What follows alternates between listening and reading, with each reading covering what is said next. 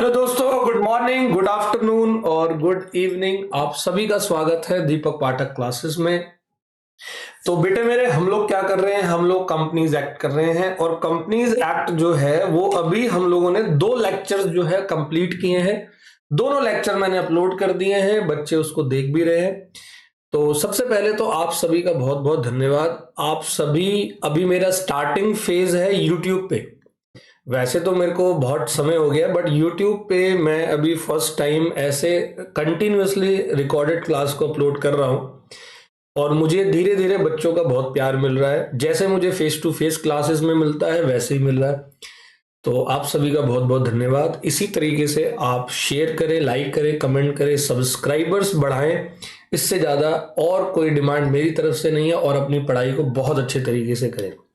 कोई डाउट होता है बच्चे तो व्हाट्सएप नंबर नीचे है, आप इस व्हाट्सएप नंबर पर मुझसे डाउट भी पूछ सकते हैं। आपका आंसर इमीडिएटली नहीं आएगा बट आंसर जरूर आ जाएगा आपके पास। तो हमारा टॉपिक है कॉर्पोरेट व्हील थ्योरी का। इससे पहले हमने जो 2 क्लास ली है, जरा उन दोनों की दोनों क्लासेस को एक बार रिवाइज कर लेते हैं and then we will start आज की क्लास। तो मैंने जब कंपनीज एक्ट आप लोगों के लिए शुरू किया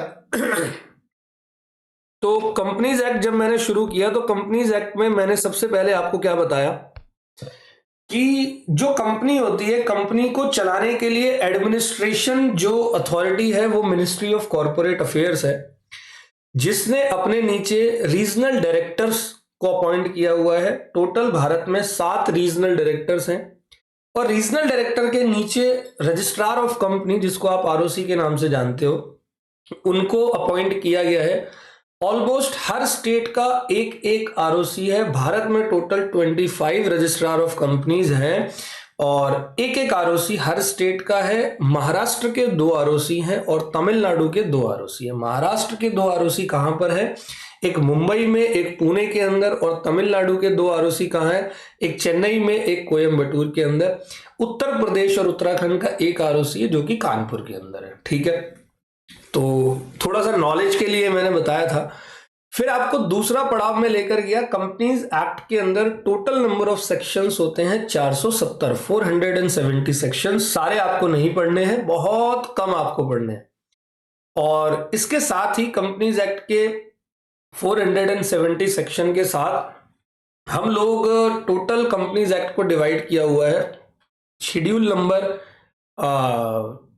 टोटल जो शेड्यूल है कंपनी एक्ट के वो 7 शेड्यूल है और टोटल सेक्शन 470 29 चैप्टर के अंदर जो है वो कवर्ड किए गए हैं कंपनीज एक्ट में। ऑल वेल बच्चे, फिर हमने कंपनीज एक्ट शुरू किया और शुरू में मैंने आपको ये बताया कि कंपनीज एक्ट 2013 के आने का कारण क्या था, क्योंकि कंपनीज एक्ट 2013 से पहले कंपनीज एक्ट 1956 हुआ करता था।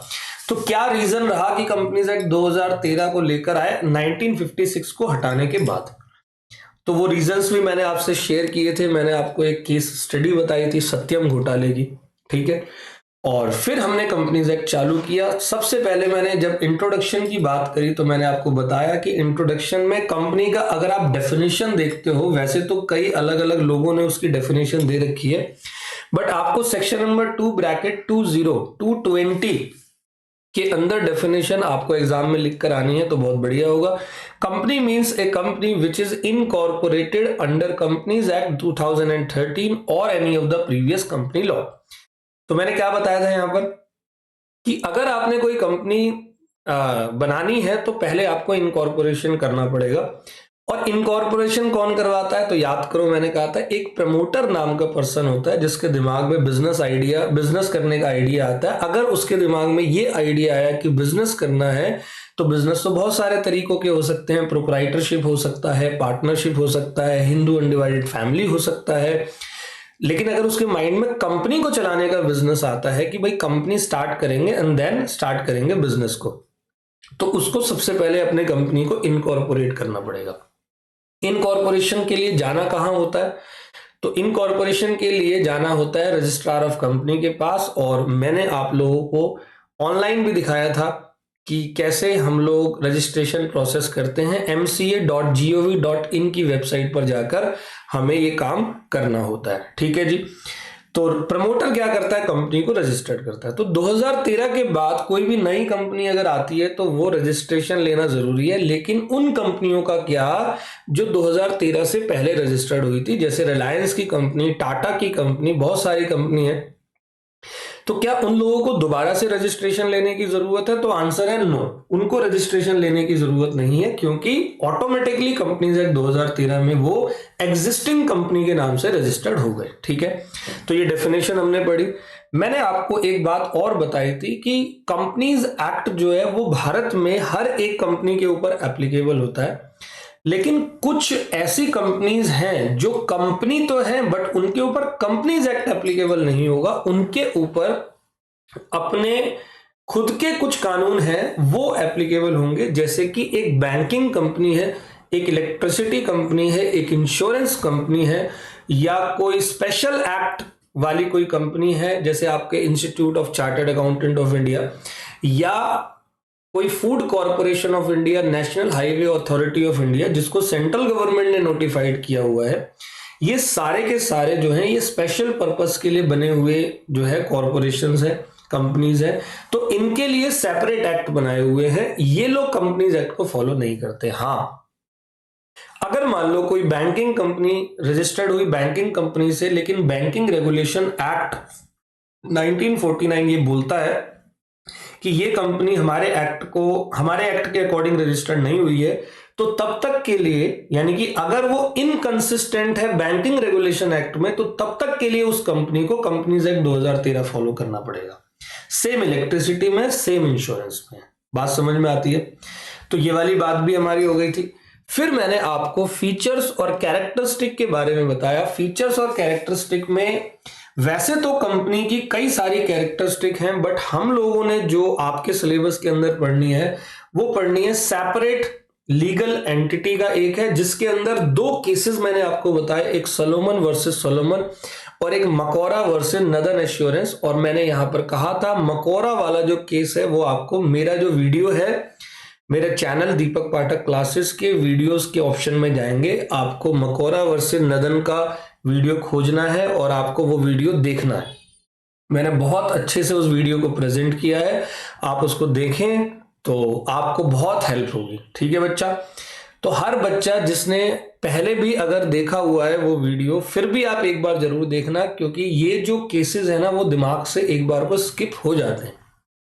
तो बार बार अगर आप 2-2, 3-3 मिनट अगर बार बार दोगे तो ये केसेस आपके बड़े स्ट्रांग हो जाएंगे। तो मैंने कई सारे केसेस अपलोड किए हुए हैं, फिलहाल आप मकोरा वाला केस देखेंगे। ठीक है जी?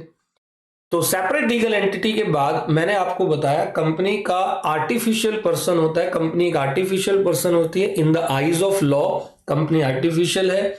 और फिर हम लोगों ने अगली बात करी, वो अगली बात क्या थी? कंपनी का परपेचुअल सक्सेशन होता है। परपेचुअल सक्सेशन का मतलब होता है कि मेंबर आएंगे और मेंबर जाएंगे भी, बट कंपनी जो है वो चलती रहती है। जैसे टाटा की कंपनी कई 100 सालों से जो है वो चल रही है, 166 और 67 ईयर्स से वो कंपनी इनकॉर्पोरेटेड है। उसमें कई मेंबर आए होंगे, कई मेंबर गए होंगे, बट वो कंपनी रेगुलर चलती रही होगी। ठीक है? तो ये वाली बात भी हमारी हो गई। फिर हमने थोड़ा सा और अगली बात करी कॉमन सील। तो कॉमन सील जो है वो कंपनी के अंदर ऑप्शनल होता है। ठीक है? कंपनीज जो 2015 में अमेंडमेंट आई थी वहां पर था कि कॉमन सील अब ऑप्शनल है। डिजिटलाइजेशन हो चुका है तो कॉमन सील की आवश्यकता अब नहीं है। ये वाली बात भी हमारी क्लियर थी। फिर हमने बात करी लिमिटेड लाइबिलिटी की। तो यहां मैंने बहुत अच्छे तरीके से आपको समझाया कि लाइबिलिटी कंपनी की जो होती है वो ऑलवेज अनलिमिटेड होती है। यहां बात हो रही है मेंबर्स की लाइबिलिटी की। तो जब प्रमोटर कंपनी को रजिस्टर्ड करवाता है तो एक डॉक्यूमेंट बनवाता है memorandum of association. Memorandum of association के अंदर शेड्यूल नंबर 1 के अंदर कुछ 5 टेबल होती हैं। Table number A, table B, table C, table D, table E. तो अगर कंपनी लिमिटेड बाय शेयर्स है, कंपनी लिमिटेड बाय गारंटी है, तो सारी की सारी अलग अलग कंपनियों के लिए अलग अलग टेबल अलॉट की गई है। अगर मैंने मान लो कोई कंपनी प्रमोटर ने रजिस्टर्ड कराई कंपनी लिमिटेड बाय शेयर्स, तो इसका मतलब ये है कि जिस मेंबर ने कंपनी के शेयर्स लिए हैं वो लाइबिलिटी उसकी उतनी ही होगी जितने का नॉमिनल वैल्यू शेयर का है। जैसे आपने 10 रुपए का एक शेयर मुझसे लिया और मैंने आपसे 8 रुपए कॉल कर ली है, तो बैलेंस 2 रुपए ही मैं आपसे मांग सकता हूं, चाहे कंपनी की कितनी भी लाइबिलिटी हो, बट शेयर होल्डर की liability up to the amount of nominal value of share रहेगा। अगर कंपनी लिमिटेड बाय शेयर्स है और अगर कंपनी लिमिटेड बाय गारंटी है, तो उस सिचुएशन में कंपनी लिमिटेड बाय गारंटी में मेंबर जो होते हैं वो गारंटी देते हैं अपनी कंपनी को कि जब भी आपका लिक्विडेशन होगा उस समय पर हम आपको इतने रुपए की मदद करेंगे। तो लिक्विडेशन के टाइम पर कंपनी उनसे उतने ही पैसे मांग सकती है, उनसे ज्यादा पैसे नहीं मांग सकती। क्लियर है बच्चा? तो ये सब हमारा पूरा का पूरा डन हुआ और देन अब हम आज की क्लास को स्टार्ट करते हैं। ठीक है जी। तो आपके सामने दिख रहा होगा कॉर्पोरेट व्हील थ्योरी। तो ये क्या है जरा ये देखते हैं। कॉर्पोरेट व्हील का मतलब क्या होता है और लिफ्टिंग ऑफ कॉर्पोरेट व्हील नाम का टॉपिक है, यहां पर देखेंगे लिफ्टिंग, इसका मतलब क्या होता है, जरा ध्यान से सुनो।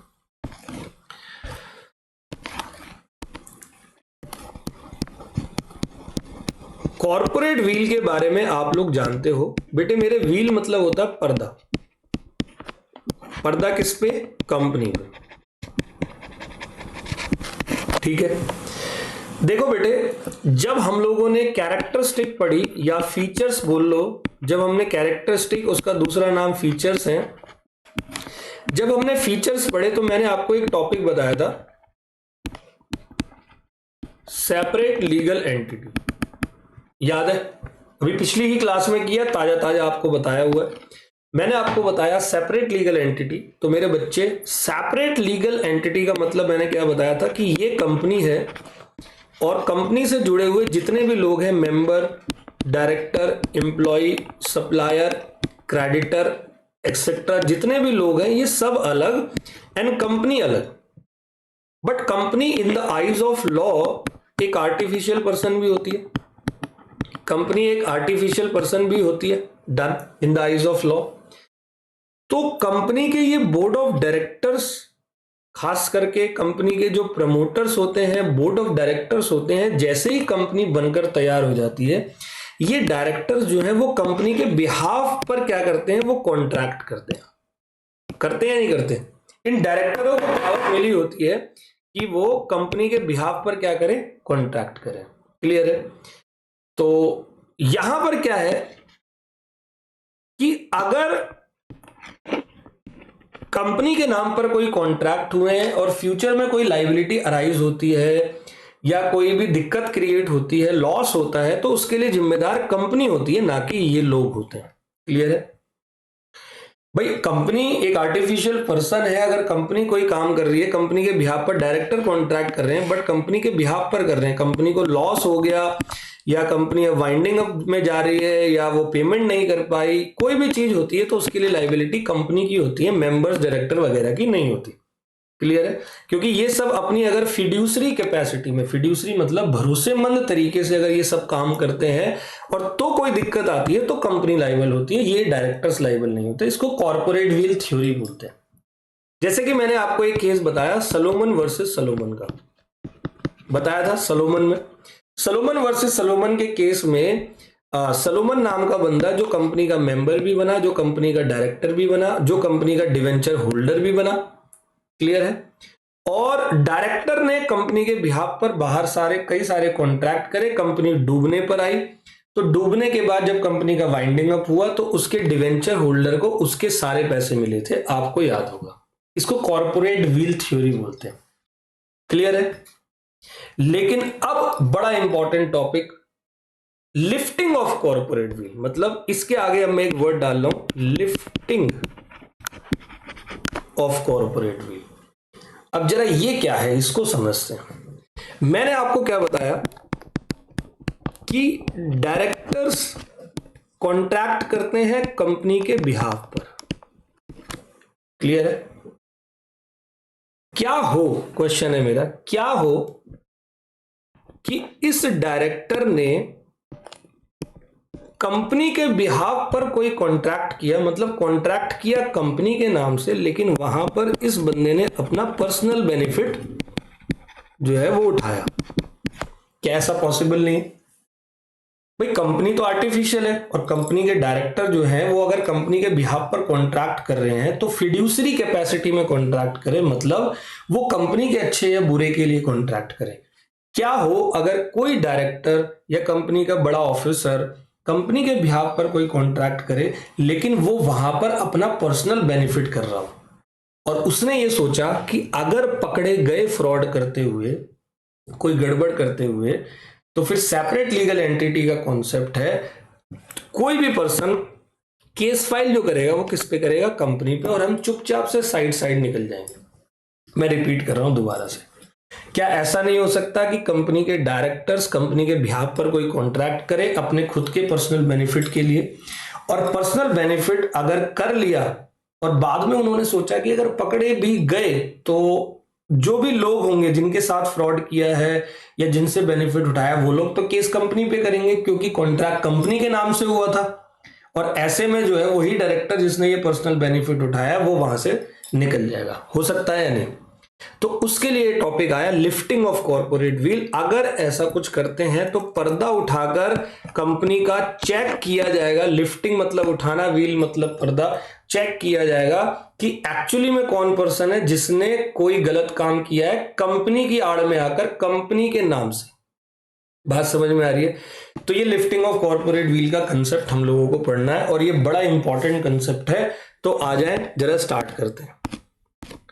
पहले हम लोग सारे केसेस करेंगे लिफ्टिंग ऑफ कॉर्पोरेट व्हील के, and then we will read from the institutes material. Okay, तो सबसे पहले क्या हुआ, लिफ्टिंग ऑफ कॉर्पोरेट व्हील, मैंने दोबारा से एक बार और रिपीट कर देता हूं। इसका मतलब क्या होता है कि अगर कोई पर्सन, कंपनी का बड़ा डायरेक्टर ही ये काम करेगा, वो कंपनी के बिहाफ से कोई कॉन्ट्रैक्ट कर रहा है अपने फायदे के लिए, और सोच ये रहा है कि पकड़ा गया तो लोग तो कंपनी पे केस करेंगे, मैं चुपचाप से साइड बाय साइड निकल जाऊंगा, मुझे कुछ नहीं होने वाला। तो ऐसे लोगों के लिए लिफ्टिंग ऑफ कॉर्पोरेट व्हील नाम का टॉपिक बना। कुछ केसेस की हम बात करते हैं, एक दो केसेस हम बुक से भी पढ़ेंगे। तो क्या हुआ बेटे, यहां पर कुछ आए हैं जुडिशियल डिसीजंस। कौन से डिसीजंस आए हैं? जुडिशियल डिसीजंस, ठीक है, जुडिशियल केस लॉस। तो सबसे पहला एक केस आया था सर डीनशॉ मैनेजी पेटेट वर्सेस सीआईटी। सीआईटी मतलब होता है कमिश्नर ऑफ इनकम टैक्स, ठीक है। इन दोनों के बीच का ये केस था। वो केस क्या है, जरा इसको ध्यान से सुनेंगे। इस केस का एक हेडिंग है, इसको बोलते हैं प्रोटेक्शन ऑफ रेवेन्यू। अभी मैं ये केस आप लोगों को बता रहा हूं, दोबारा से अगर आपको सेपरेटली कभी ये केस देखना हो, आप जरूर मेरे YouTube चैनल पर, उसी के माध्यम से आप ये वीडियो देख रहे हो, या आप मेरी एप्लीकेशन के माध्यम से भी देख रहे हो, आप कहीं से भी देख रहे हो, आप मेरे YouTube चैनल पर जाएंगे और YouTube चैनल पर जाकर वीडियोस के अंदर मैंने ये डीनशॉ मैनेजी पेटेट का पूरा केस कुछ 4 मिनट 10-15 सेकंड के अंदर एक्सप्लेन किया हुआ है, और इतने बेहतरीन तरीके से एक्सप्लेन किया है कि आप एक बार समझ में अगर आ गया तो आप उसको भूलोगे नहीं, ठीक है। मैं यहां पर दोबारा से उसको कर रहा हूं। प्रोटेक्शन ऑफ रेवेन्यू हुआ क्या बेटे, ये जो मिस्टर डी नाम का पर्सन था ना, ये मिस्टर डी बहुत ही वेल्दी मैन था, बहुत ही अमीर आदमी, ठीक है, ये था वेल्दी मैन,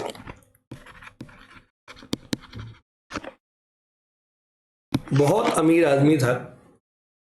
अब मिस्टर डी नाम के इस पर्सन को पैसा तो बहुत है, अब वो चाह रहा था अपने इस पैसे को इन्वेस्ट करना। तो बेटे अगर मैं कहीं पर इन्वेस्टमेंट करूंगा तो मुझे उस इन्वेस्टमेंट से क्या मिलेगा, रिटर्न मिलेगा, इंटरेस्ट के रूप में या डिविडेंड के रूप में। और जैसे ही मुझे डिविडेंड मिलेगा, मुझे उस डिविडेंड पे क्या देना पड़ेगा, मुझे इनकम का टैक्स देना पड़ेगा। क्लियर है? तो मिस्टर डी जो है वो बहुत चालाक आदमी था। मिस्टर डी ने ये सोचा कि मैं इतना सारा पैसा है, इसको अगर इन्वेस्ट करूंगा तो फिर मुझे जैसे ही रिटर्न मिलेगा, रिटर्न पे मुझे उस पर टैक्स देना पड़ेगा, तो क्यों ना इस टैक्स से बचा जाए। तो डीनशॉ मैनेजी पेटेट बंदे ने क्या किया, मिस्टर डी ने फॉर्म करी 4 प्राइवेट कंपनीज। डी ने 4 प्राइवेट कंपनी इनकॉर्पोरेट करी, और इन प्राइवेट कंपनी का कोई बिजनेस था ही नहीं। इनको शेल कंपनी बोलते हैं।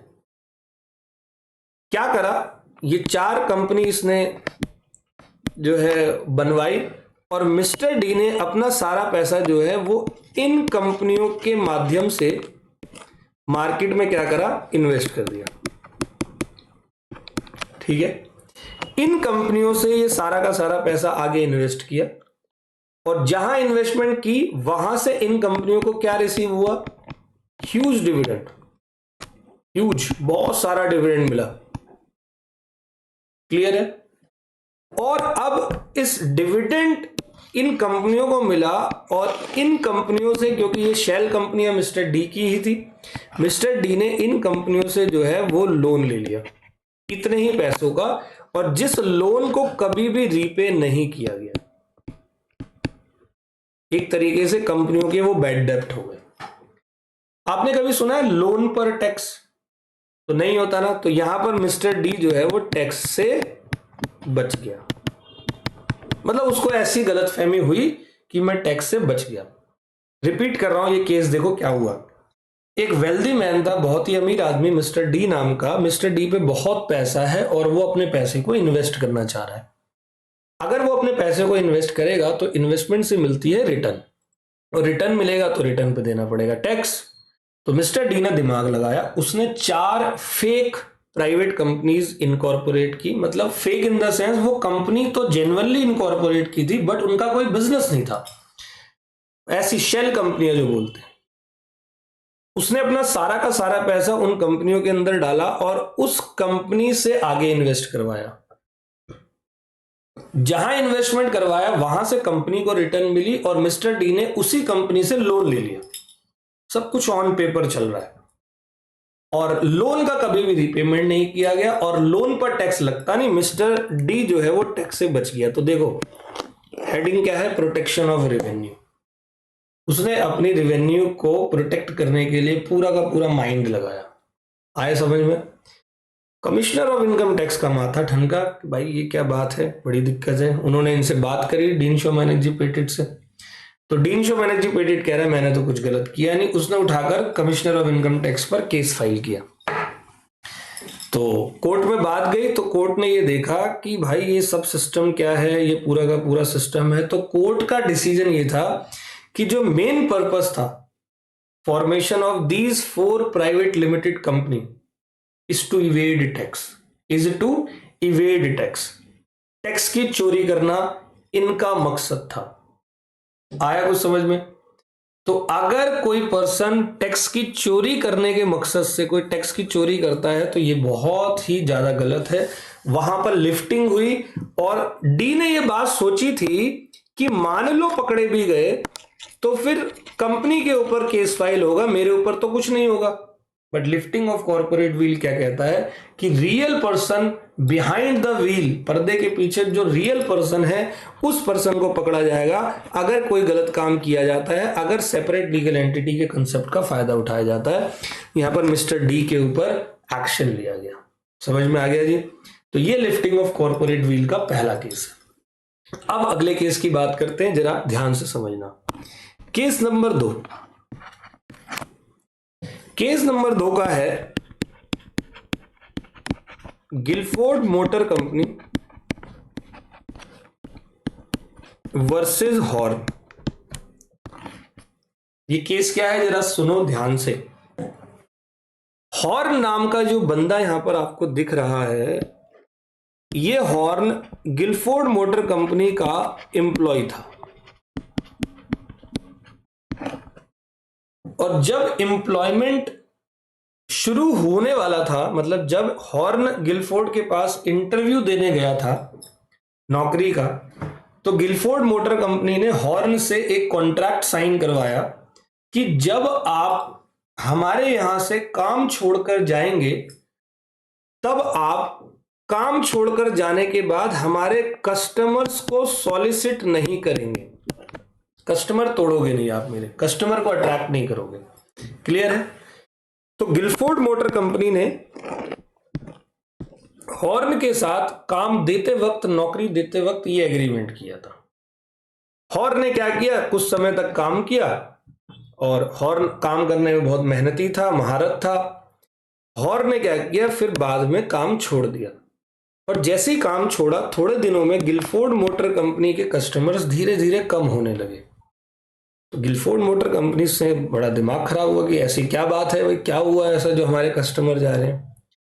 तो उन गिलफोर्ड मोटर कंपनी के कस्टमर्स किसी प्राइवेट कंपनी के अंदर जुड़ गए थे, मतलब उस प्राइवेट कंपनी से अपना काम करवा रहे थे, अपना सामान खरीद रहे थे। तो इस प्राइवेट कंपनी से सामान खरीद रहे थे, तो बाद में गिलफोर्ड मोटर कंपनी को पता लगा ये प्राइवेट कंपनी तो हॉर्न ने और उसकी वाइफ ने, क्योंकि 2 मेंबर की जरूरत होती है, इन दोनों ने मिलकर बनाई है। और हॉर्न जो है वो इन प्राइवेट कंपनी की आड़ में गिलफोर्ड मोटर कंपनी के सारे कस्टमर्स को सोलिसिट कर रहा है, तोड़ रहा है। क्लियर है, बात समझ में आई? देखो, ये कस्टमर खुद आता तो एक अलग बात है, बट यहां पर हॉर्न ने कॉन्ट्रैक्ट तोड़ा, प्राइवेट कंपनी बनाकर गिलफोर्ड मोटर कंपनी के सारे कस्टमर्स को अपने पास लेकर आ रहा है। हॉर्न ने क्या सोचा होगा यहां पर? हॉर्न ने सोचा कि अब मैं तो कॉन्ट्रैक्ट तोड़ रहा हूं, क्योंकि मैंने तो कॉन्ट्रैक्ट किया गिलफोर्ड मोटर कंपनी से कि मैं तेरे कस्टमर अट्रैक्ट नहीं करूंगा। तो हॉर्न ने सोचा कि मैं अपने नाम पर नहीं बुलाऊंगा कस्टमर्स को, मैं एक प्राइवेट कंपनी बनाता हूं और उस प्राइवेट कंपनी के थ्रू किसी कस्टमर को अट्रैक्ट करूंगा। अगर पकड़े भी गए तो फिर केस फाइल जो होगा वो इस प्राइवेट कंपनी पर होगा, मेरा तो कुछ होने वाला नहीं है क्योंकि सेपरेट लीगल एंटिटी है।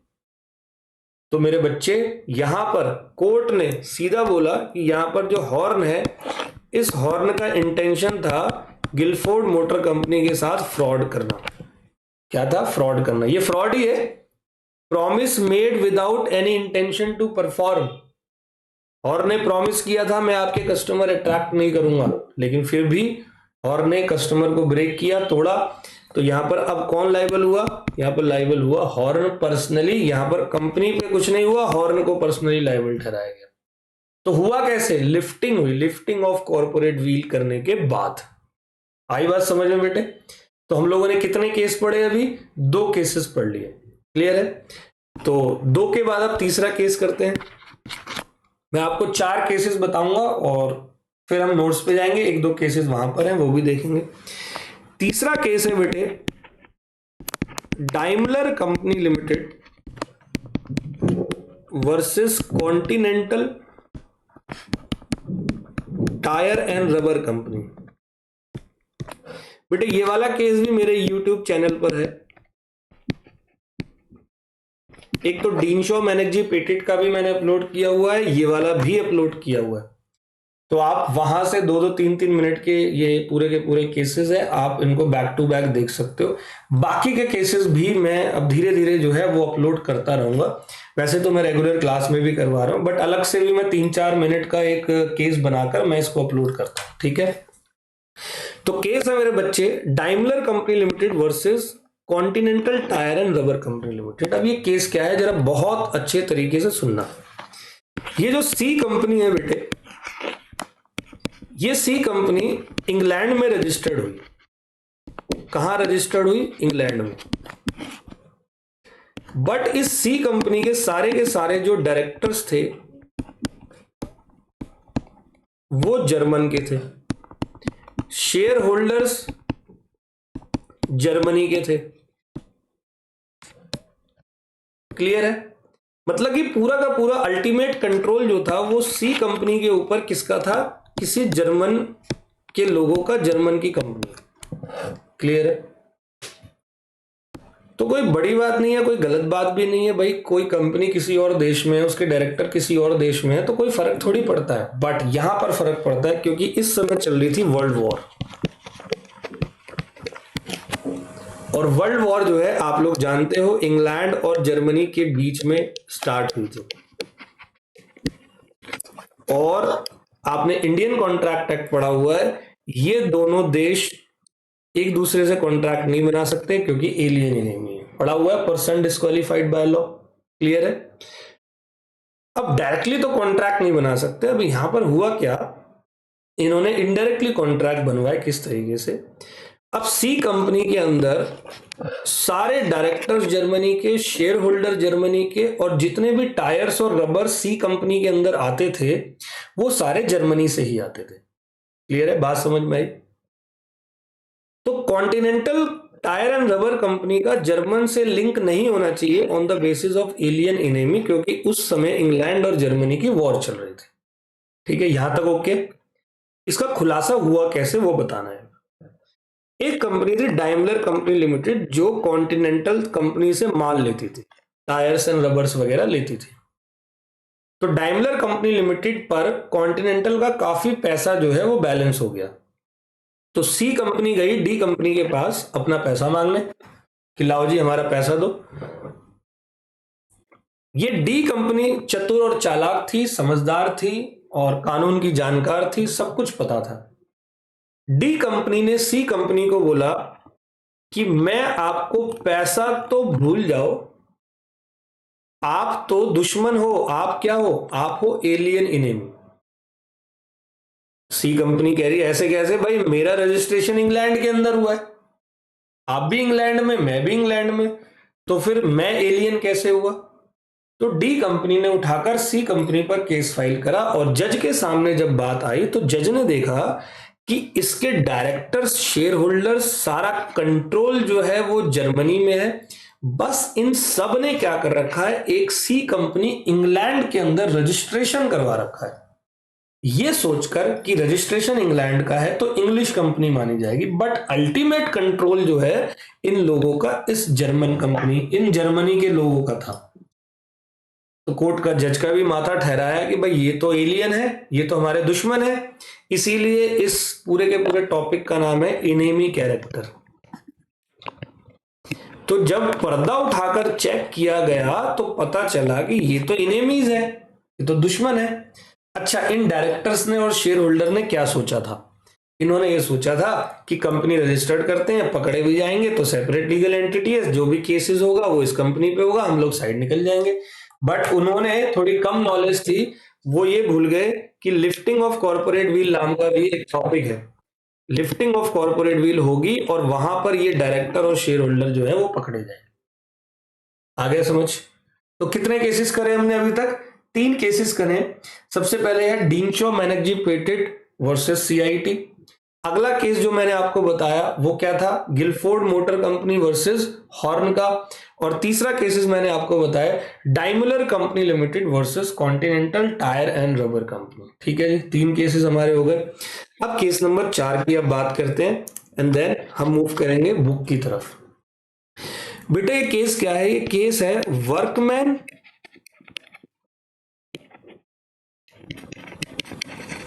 Employed in Associated Rubber Industries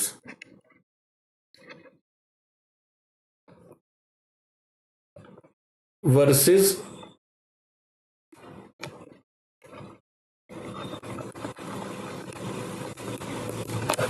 Associated Rubber Industry। Case क्या है, workman employed in associated rubber industry versus associated rubber industry. मतलब कि क्या हुआ, इस कंपनी के ऊपर इसी कंपनी के वर्कमैन यानी कि एम्प्लॉइज ने केस फाइल किया। अब ये केस क्या किया जरा ध्यान से समझना। बेटा क्या होता है, एक रूल है पेमेंट ऑफ बोनस एक्ट है 1965, एक कानून है पेमेंट ऑफ बोनस एक्ट जो कि लेबर्स के वेलफेयर के लिए बनाया हुआ है, भारत की सरकार ने बनाया है। कानून ये है कि हर कंपनी को अपने सरप्लस में से जो भी सरप्लस हो जाए, प्रॉफिट हो जाए, जैसे पूरे साल कंपनी ने काम किया, पूरे साल की बैलेंस शीट बनी एंड देन जो सरप्लस आया है उस सरप्लस में से कुछ परसेंटेज अपने एम्प्लॉइज को बोनस देना होता है, ये कानून है। तो ये associated rubber company AR company जो थी, इसके पास भी सरप्लस आया। अब इस एआर कंपनी के बोर्ड ऑफ डायरेक्टर ने ये सोचा कि सरप्लस आया है तो अब इस सरप्लस के पैसे से क्या देना पड़ेगा, बोनस देना पड़ेगा, क्योंकि पेमेंट ऑफ बोनस एक्ट 1965 बना हुआ कानून है कि भाई यू हैव टू पे द बोनस। All well. तो बोर्ड ऑफ डायरेक्टर ने सोचा कि क्यों ना ये पैसा बचाया जाए, क्यों ना इन एम्प्लॉइज को बोनस दिया ही ना जाए। बट अकाउंट में, प्रॉफिट एंड लॉस अकाउंट में सरप्लस दिख रहा है तो बोनस तो देना पड़ेगा। तो इस एआर एसोसिएटेड रबर कंपनी ने क्या करा, इसने बनाई 4 अपनी सब्सिडरी कंपनी। वही डीनशॉ मैनेजी पेटेट की तरह इसने काम किया, 4 सब्सिडरी कंपनी बनाई और अपना सारा का सारा सरप्लस जो है वो थोड़ा थोड़ा करके इन चारों सब्सिडरी में डाल दिया और अपनी मेन कंपनी के अंदर सरप्लस जो है वो कुछ भी नहीं। तो इंप्लॉइज आए, लाओ जी बोनस दो, कंपनी ने बोला हमारे पास तो सरप्लस है ही नहीं, सरप्लस है ही नहीं, बोनस दे कहां से, बोनस तो सरप्लस से दिया जाता है, सरप्लस तो है ही नहीं हमारे पास। ये एम्प्लॉइज दुखी हो गए। अच्छा, इन एम्प्लॉइज के ग्रुप में कुछ समझदार एम्प्लॉइज भी थे जिन्होंने इस कंपनी के ऊपर केस फाइल किया। इन्होंने इस कंपनी के ऊपर केस फाइल किया और बाद में देखा कि ये जो कंपनी के बोर्ड ऑफ डायरेक्टर्स हैं, इन्होंने 4 सब्सिडरी कंपनी इसलिए बनाई कि मान लो अगर पकड़े गए तो केस फाइल इन कंपनियों के ऊपर होगा, हम लोग तो बच जाएंगे। बट पर्सनली ये बोर्ड ऑफ डायरेक्टर्स लायबल किए गए क्योंकि लिफ्टिंग ऑफ कॉर्पोरेट व्हील का कॉन्सेप्ट है। उम्मीद करता हूं आपको लिफ्टिंग ऑफ कॉर्पोरेट व्हील तो मैं समझा पाया। क्लियर है? अभी हमने यहां से किया, अभी तो मैंने आपको ओरली बताया, काफी समय हो गया। अब हम सीधा जाते हैं कहां पर, बुक के ऊपर। अच्छा, बुक तो इसी के अंदर है।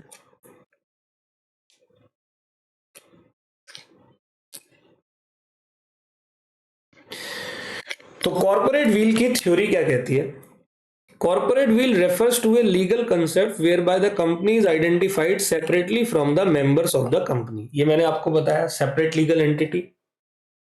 The term corporate wheel refers to the concept that members of a company are shielded from the liability connected to company's action. Corporate wheel मतलब कंपनी का कोई भी एक्शन होगा तो मेंबर्स को प्रोटेक्ट किया गया, मेंबर कभी भी लाइबल नहीं होंगे, जैसे सोलोमन के केस में भी हुआ था।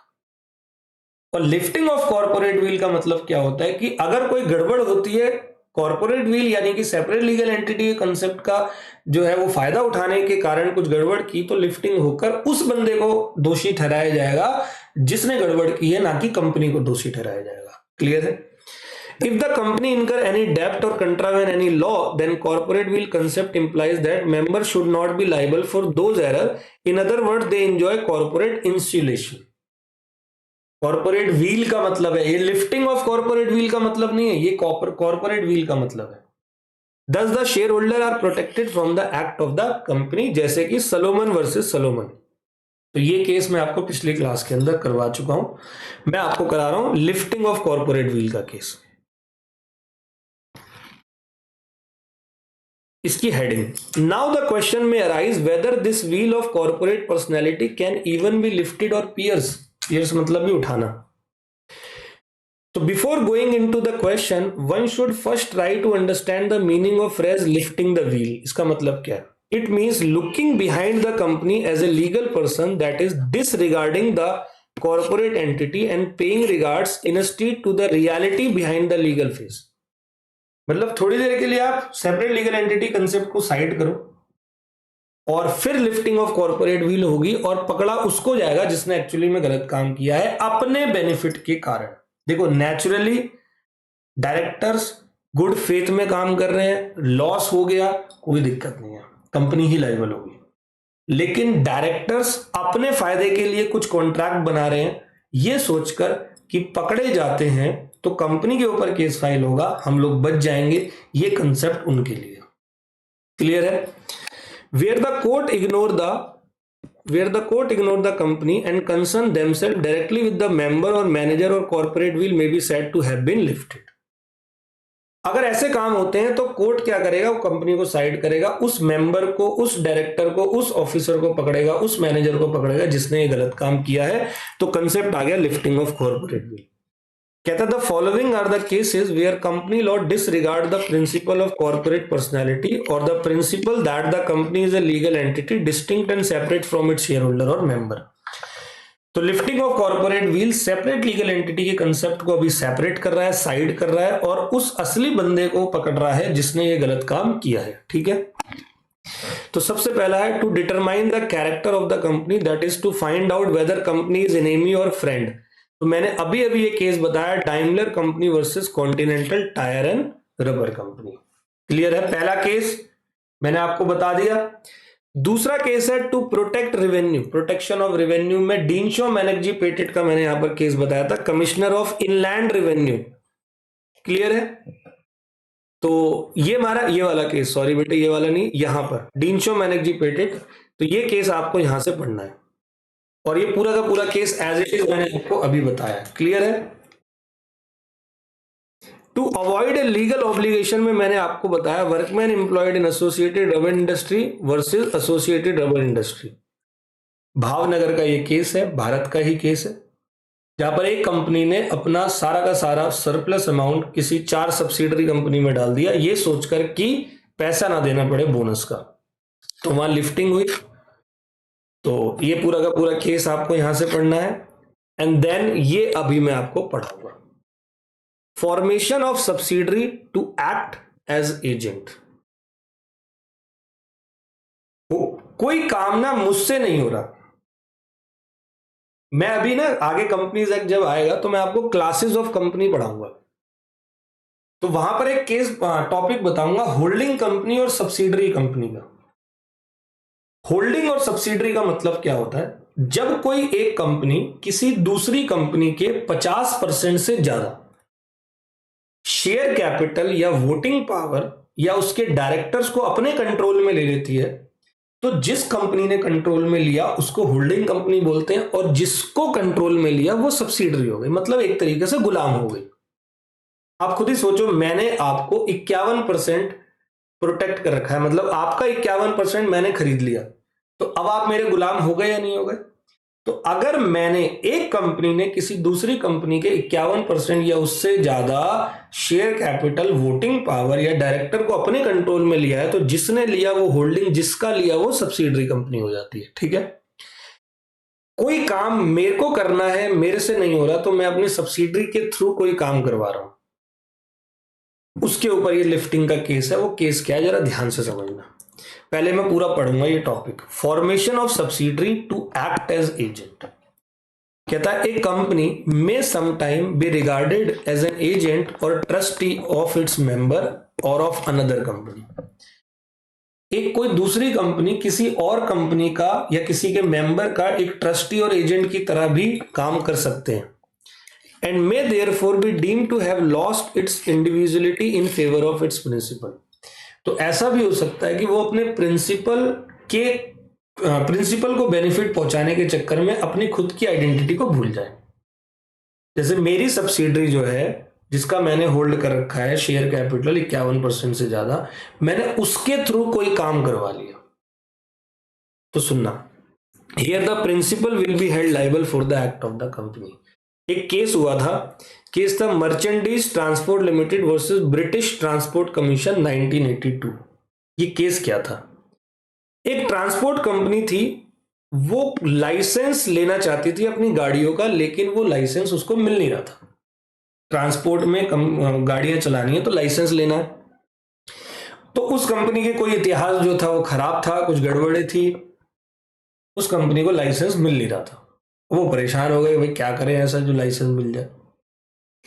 उस कंपनी ने क्या करा, किसी और कंपनी को अपनी पहले बनाया सब्सिडरी, कोई भी एक दूसरी कंपनी थी उसको सब्सिडरी बनाया, मतलब एक तरीके से एजेंट बनाया, और लाइसेंस लिया उस सब्सिडरी के नाम से। ठीक है? और उस लाइसेंस पे काम वही मेन कंपनी कर रही थी, और मेन कंपनी को जो है वो गवर्नमेंट ने बैन कर रखा था। तो जो लाइसेंस ले रहा था वो ये सोच रहा था अगर पकड़े गए तो नाम तो कंपनी का आएगा, हमारा तो नाम हुआ नहीं।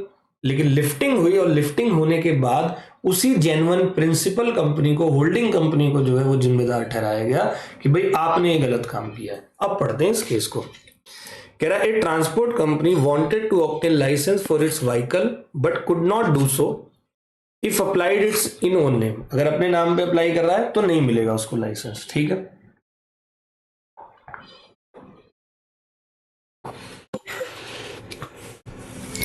इसीलिए उन्होंने क्या करा, एक सब्सिडरी कंपनी बनाई, and the application for licence was made in the name of subsidiary.